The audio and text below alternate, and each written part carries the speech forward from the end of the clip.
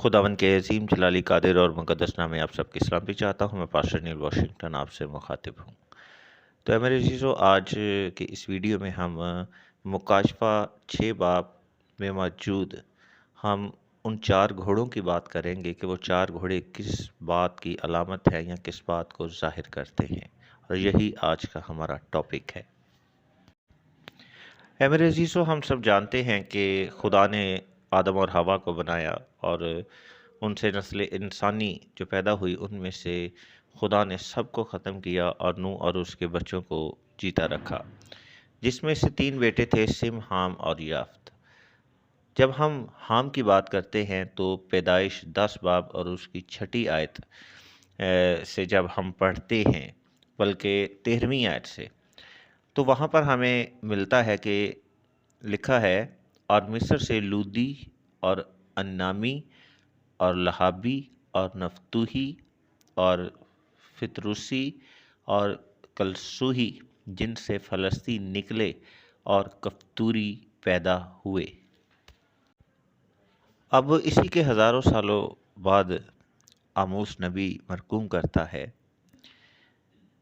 9 बाब 7वीं आयत में खुदावंद फरमाता है, ए बनी इसराइल, क्या तुम मेरे लिए अहले कूश की औलाद की मानित नहीं हो?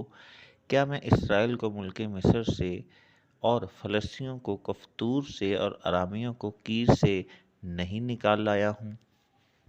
तो यहाँ पर जब हम इन 2 आयात को देखते हैं तो इससे ये बात साफ वाज़ह हो जाती है कि खुदा जब मुल्क मिस्र से कौम बनी इसराइल को रहाई उसने दिलवाई और उन्हें लेकर आया, तो वहाँ पर सिर्फ कौम बनी इसराइल ही नहीं, बल्कि और भी कौम उनके साथ थी, यानी फ़लस्ती, जो कफ्तूरी भी कहलाते हैं। इसी तरह जब हम अस्तिस्ना उसके 2 बाब और उसकी 23वीं आयत को पढ़ते हैं तो वहाँ पर मरकूम है, ऐसे ही हवियों को जो अपनी बस्तियों में गज़ा तक फैले हुए थे, कफ्तूरियों ने जो कफ्तूरा से निकले थे हलाक किया और उनकी जगह आप बस गए। तो यहाँ पर हमने इन 2 अहम वाक़यात को देखा कि कौम बनी इसराइल को जब मिस्र की ग़ुलामी से निजात दी गई, तो वो बियाबान में सफ़र करने के बाद जब वो उस जगह पर आकर मुल्क कनान के अंदर बस गए, तो उनके साथ कफ्तूरी भी मौजूद थे, यानी फ़लस्ती भी मुल्क कनान के अंदर गज़ा तक बसे। अब यहाँ पर हमें पैदाइश 17वें बाब की 8वीं आयत को याद रखने की ज़रूरत है कि खुदा ने इब्राहिम से मुल्क कनान का दायमी अहद बांधा था, वादा किया था कि ये मुल्क कनान जिसमें तू परदेसी है, मैं तुझे और तेरी नस्ल को हमेशा के लिए दूंगा। और जैसा कि हम सब जानते हैं कि पैदाइश की किताब में खुदा का कलाम मरकूम करता है कि सिम की नस्ल से इब्राहिम था और इब्राहिम की नस्ल से इसहाक और याकूब, यानी बनी इसराइल और यहूदी उसी की नस्ल से थे, और तमाम कनान की सरज़मीन का अहद भी उन्हीं के साथ था। यानी मालिकाना हकूक़ जो हैं वो कौम बनी इसराइल को खुदा की तरफ से दिए गए, यानी एक रजिस्ट्री खुदा की तरफ से आसमानी मोहर के तौर पर दी गई। जबकि उनके साथ गज़ा की पट्टी में मौजूद कफ्तूरी जो हैं वो हाम की नस्ल से थे, यानी फ़लस्तीन या फ़लस्तीन जिसे कहते हैं। तो वहाँ पर वो उनके साथ जब रहने लगे, तो आज भी हम देखते हैं कि वो आज भी उनके साथ मौजूद हैं, लेकिन मग़लूब हैं। और जैसा कि आप इस नक्शा के अंदर भी देख सकते हैं। तो मेरे अज़ीज़ों, आप सोच रहे होंगे कि मेरा टॉपिक जो है वो मुकाशफा की किताब 6 बाब के अंदर मौजूद 4 घोड़ों के ऊपर था, लेकिन मैंने इन तमाम चीज़ों को क्यों बयान किया? ये बयान करना इसलिए ज़रूरी था क्योंकि ताकि आपको एक बुनियाद मिल सके, ताकि जो बात मैं आगे करने को हूँ उसके मुतल्लक आप बेहतर तौर पर जान सके, समझ सकें। तो अब मैं आगे बढ़ता हूँ अपने टॉपिक की जानिब। जैसा कि आप सब जानते हैं कि बाइबल मुक़द्दस में खुदा ने रंगों को बहुत ज़्यादा अहमियत दी है।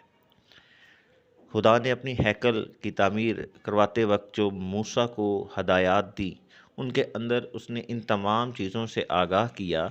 کہ فلاں جگہ پر اس رنگ کا استعمال کرنا ہے، کہاں پر سفید اور کہاں پر سرخ اور کہاں پر نیلا اور کہاں پر اس نے کسی اور رنگ کا استعمال کرنا ہے۔ یعنی بائبل مقدس میں ہمیں رنگوں کی اہمیت کا اندازہ بخوبی ہو جاتا ہے۔ پہلی جنگ عظیم تک سلطنت عثمانیہ، جسے اوٹومن امپائر بھی کہا جاتا ہے، مضبوط تھی، اور یہ دنیا دو حصوں میں تقسیم تھی، جسے آپ کرسچن ورلڈ کہہ سکتے ہیں اور مسلم ورلڈ کہہ سکتے ہیں، ٹو کنگڈمز، جبکہ سینٹرل پوزیشن جو تھی وہ اسرائیل تھی۔ اور اس کے بعد جب پہلی جنگ عظیم ہوئی تو اس کے بعد ایک معاہدہ کیا گیا جسے لوسان معاہدہ کہا جاتا ہے۔ اس کے بعد سلطنت عثمانیہ جو ہے وہ اس معاہدے کے تحت جو ہے 1922 کے اندر جو ہے وہ بالکل ختم ہو گئی، بلکہ بہت سے ٹکڑوں میں بٹ گئی۔ اور جب اس سلطنت کے ٹکڑے کیے گئے یا ہو گئے تو اس کے بعد وہ بہت سے ممالک کی صورت میں اس دنیا کے نقشے پر اجاگر ہوئے۔ تو یہاں سلطنت عثمانیہ جو ایک کنگڈم تھی، جب وہ ٹوٹ گئی تو بہت سی ایسی کنٹریز جو ہیں وہ ان کے اندر یہ ڈیوائیڈ ہو گئی۔ یہاں پر مقصد یہ نہیں ہے کہ وہ کنٹریز آپس میں الائنس ہو، نہیں، ایسا نہیں ہے، لیکن ان کے اندر وہ جذبات، وہ پیشن جو سلطنت عثمانیہ کے بالمقابل پائے جاتے تھے، اس کے اندر وہ ایک الائنس کی صورت میں ہیں۔ آپ کو اگر یاد ہو تو چند سال قبل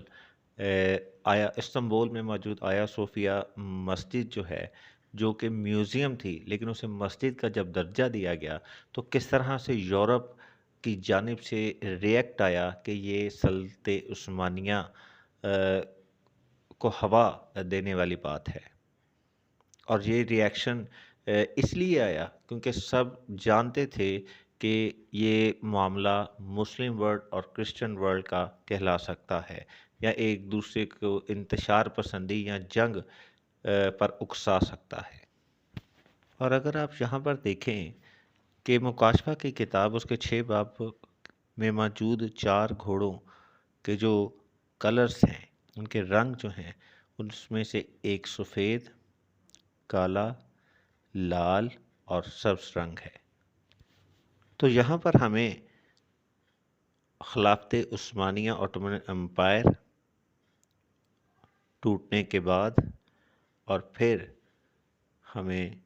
اسرائیل کے ہمسایہ ممالک میں ایک گھیراؤ کی صورت میں نظر آتی ہے۔ اسی طرح ہم آج دنیا کے نقشے پر دیکھتے ہیں کہ اسرائیل کے چوگرد اردن،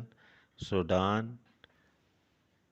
you a E, Kuwait, Iraq, Libya, Afghanistan, شام اور فلسطین، ان تمام کے جھنڈوں میں، ان کے فلیگز میں ہمیں وہی مکاشفہ 6 باب میں موجود جو گھوڑے ہیں ان کے رنگ نظر آتے ہیں۔